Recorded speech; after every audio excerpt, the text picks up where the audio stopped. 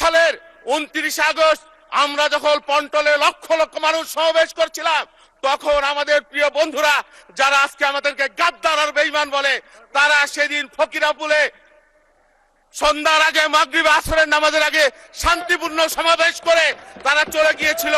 সুতরাং বেঈমানের ইতিহাস বিএনপি নাই। বিশেষকে বলা হয়েছে আমরা সংস্কার চাই না, সংস্কার মানি না। এই ব্র্যান্ডিং এর পরেও বাংলাদেশের 51% মানুষ বিএনপি কে সেটা জেনে বুঝে আমাদেরকে সমর্থন দিয়েছে। মাননীয় স্পিকার, বলা হয় জুলাই অগাস্ট অভ্যুত্থান 1 মাসের অভ্যুত্থান। জুন মাসে শুরু হয়েছে, আপেল গাছের মতো আপেল গাছ লাগিয়েছি, আর অগাস্ট মাসে সেটা আপেল গাছে ফল ধরেছে, পেরেছি, খেয়েছি। বিষয়টা তা নয় মোটেও। দীর্ঘ 17 বছর অনেক অন্যায়, জুলুম, নির্যাতন, নিপীড়ন, আত্মত্যাগের মধ্য দিয়ে এই জুলাই অর্জিত হয়েছে। আমরা কখনো আমাদের বিরোধী দলের অবদানকে খাটো করে দেখি না, তাদেরকে আমরা রেসপেক্ট করি, সম্মান করি।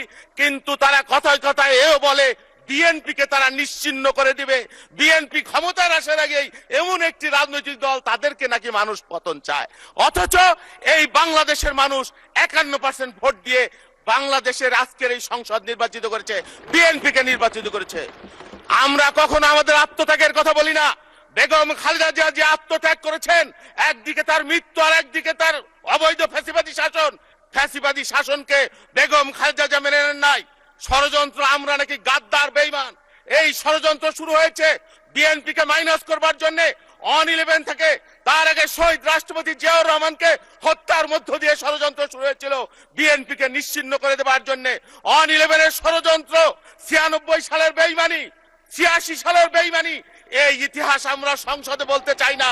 মাননীয় স্পিকার, এই যে 24 সালের 29 আগস্ট আমরা যখন পন্টলে লক্ষ লক্ষ মানুষ সমাবেশ করছিলাম, তখন আমাদের প্রিয় বন্ধুরা যারা আজকে আমাদেরকে গাদ্দার আর বেঈমান বলে, তারা সেদিন ফকিরাপুলে সন্ধ্যার আগে মাগরিব আসরের নামাজের আগে শান্তিপূর্ণ সমাবেশ করে তারা চলে গিয়েছিল। সুতরাং বেঈমানের ইতিহাস বিএনপি নাই। বিএনপি গণমানুষের। ধন্যবাদ মাননীয় সদস্য।